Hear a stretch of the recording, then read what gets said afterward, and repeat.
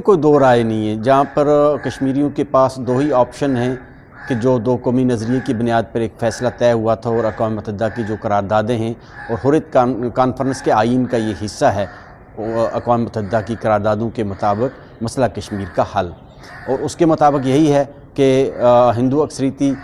علاقے جو ہندوستان کے اور مسلم اکثریتی علاقے پاکستان کے، اور کشمیریوں کو رائے شماری کے ذریعے ان کا حق دیا جائے، اور کشمیر کے اندر ہر ایک کشمیری جو ہے وہ یہ جدوجہد صرف اس لیے لڑ رہا ہے کہ وہ پاکستان کا حصہ بننا چاہتا ہے۔ کسی بھی صورت میں یہ کشمیریوں کو مقبوضہ کشمیر کے اندر خاص طور پر میں یہ کہوں گا وہ یہ ماننے کے لیے تیار نہیں ہے۔ اگر ان کو آسائش آرام چاہیے ہوتا، ان کو فیسلٹیز چاہیے ہوتی، شاید ہندوستان اس سے بہتر ان کو وہ دیتا۔ ان چیزوں کے لیے کشمیری یہ جدوجہد نہیں کر رہے۔ کشمیری صرف پاکستان کے ساتھ جو ان کا رشتہ ہے، ایک تعلق ہے، ایک اسلامی اعتبار سے جو ہمارا ایک رشتہ ہے، ان سب کو بنیاد بناتے ہوئے ہر ایک کشمیری جو ہے پاکستان کا حصہ بننا چاہتا ہے، اور وہ ہر ایک کشمیری علاقے پاکستان کا داعی ہے۔